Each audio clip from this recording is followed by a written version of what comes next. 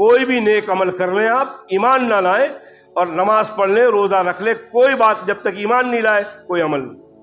حضرت اسد بن حضیر رضی اللہ تعالیٰ عنہ صحابی رسول ہیں، انصار مدینہ ہیں، ایمان نہیں لائے ہیں، غزوہ بدر ہے، ان کے بھائی حضرت سعد بن عبادہ ایمان لے آ چکے ہیں،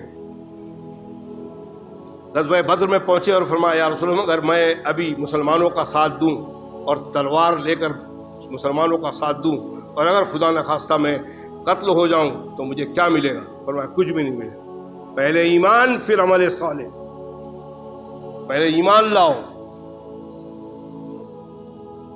کیا ہے والعصر ان الانسان لفی خسر الا الذین آمنوا وعملوا الصالحات وتواصوا بالحق وتواصوا بالصبر۔ پہلا ایمان، پہلے یہ بات پر ایمان لاؤ کہ اللہ کے سوا کوئی معبود، اللہ کے سوا کوئی پالنہار، اللہ کے سوا کوئی منت و مرادوں کو پورا کرنے والا، اللہ کے سوا کوئی رزق دینے والا، اللہ کے سوا کوئی موت دینے والا، اللہ کے سوا کوئی شفا دینے والا، اللہ کے سوا کوئی بیمار کرنے والا۔ یہ ایمان والے کی یہ صفت ہے۔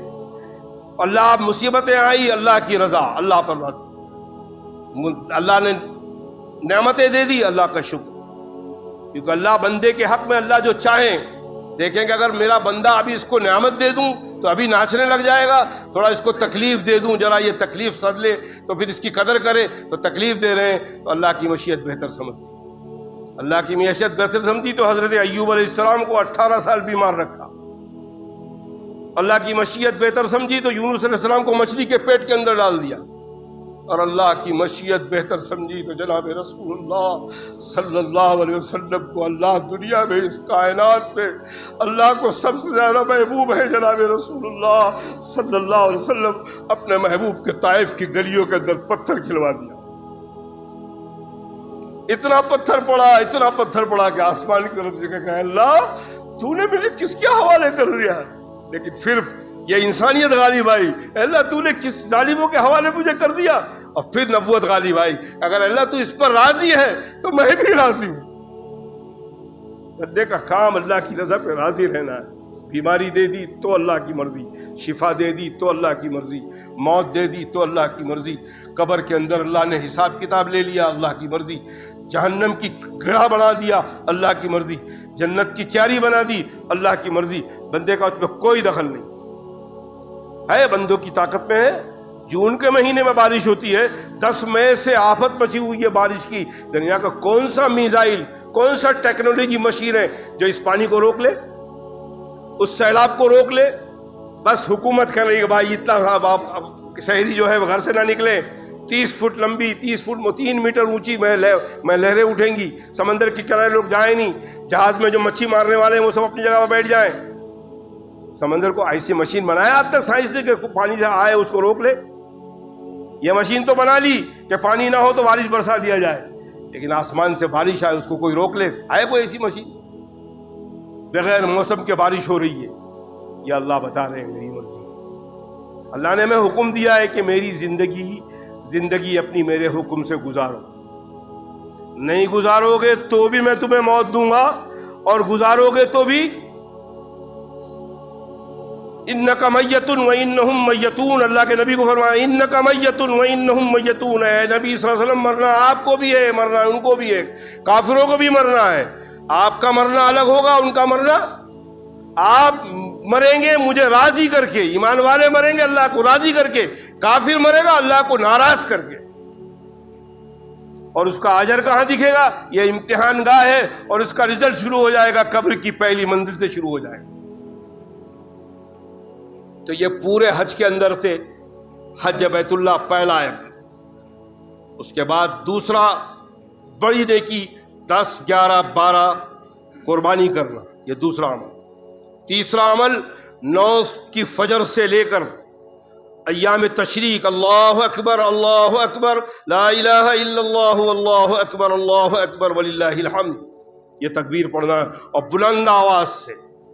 حضرت مفتی محمد شفیع صاحب فرماتے ہیں کہ جب اللہ کہے بلند آواز سے تب ہماری آواز ہی نہیں نکلتی، مسجد کی در و دیوار گونجے، اتنی بلند آواز سے پڑھنا چاہیے یہ اللہ اکبر لا الہ الا اللہ واللہ اکبر وللہ الحمد۔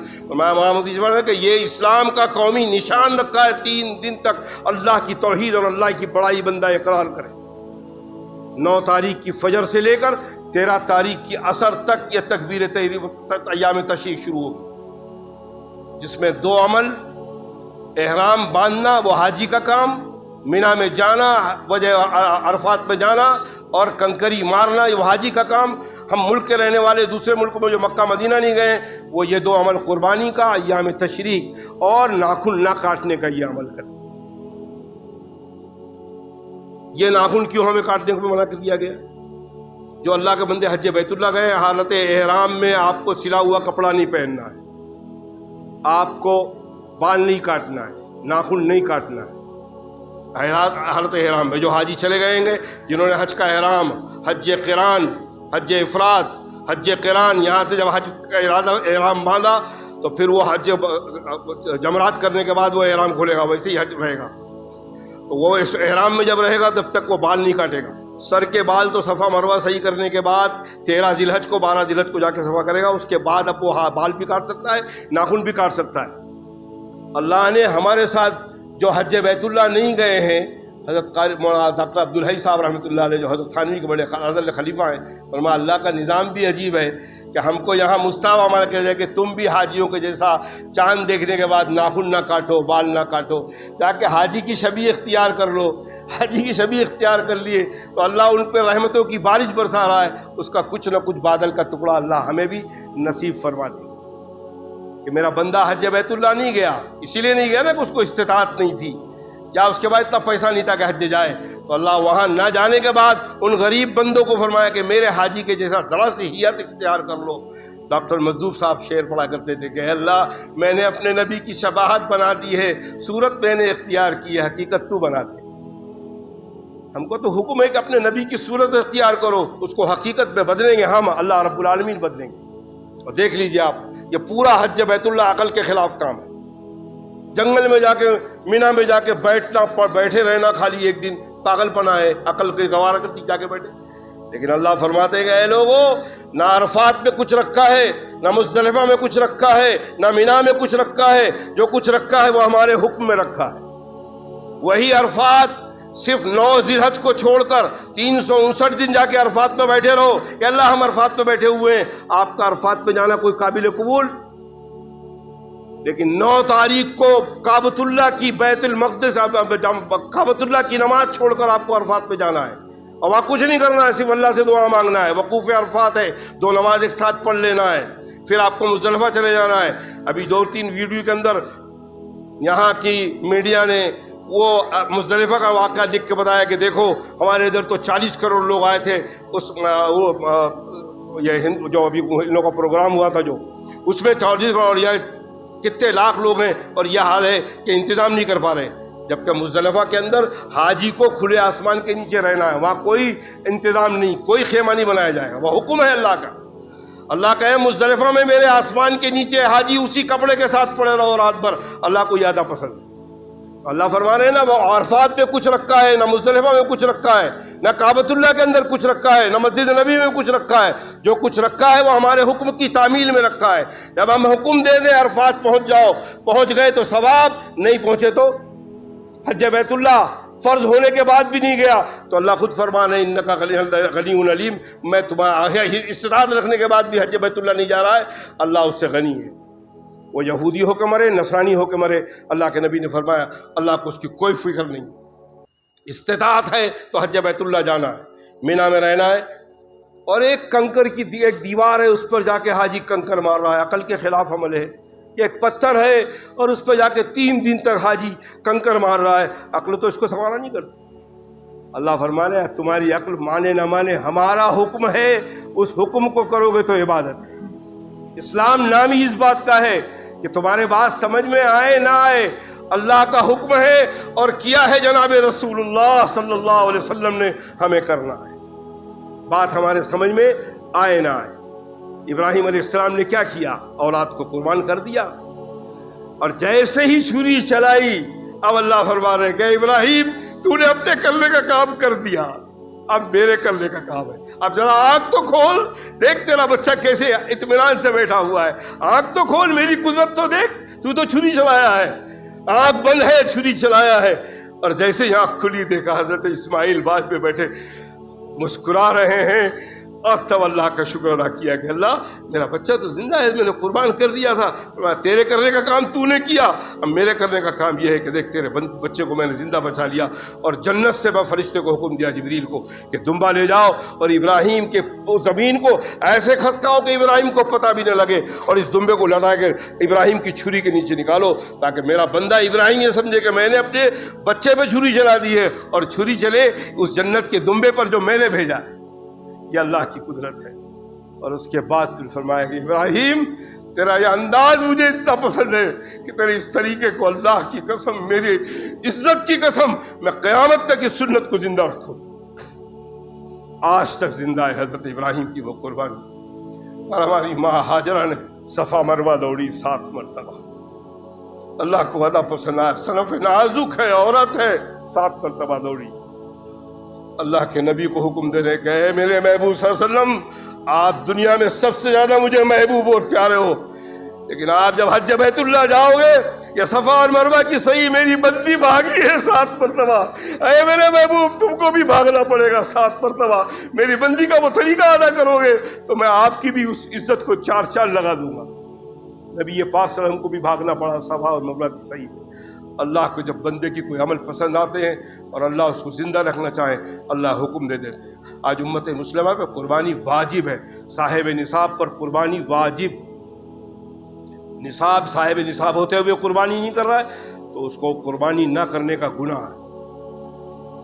ظاہر بات ہے کہ وہ عمل ہے حضرت ابراہیم کا، اللہ کو جب پسند آئے۔ پورا حج بیت اللہ حضرت ابراہیم، حضرت اسماعیل، حضرت ہاجرہ، پورا حج بیت اللہ اس میں، اور پورا حج بیت اللہ بتا رہا ہے کہ تمہاری عقل کوئی بات کو کہے کہ یہ ناممکن ہے، یہ ہو نہیں سکتا، اللہ حکم دے کہ کرنا ہے تم کو کرنا پڑے گا۔ تمہارے دلوں پر آرا چل رہا ہو اللہ کے حکم کو تعمیل کرنے کے لیے، اس دل کو آرا چلاؤ۔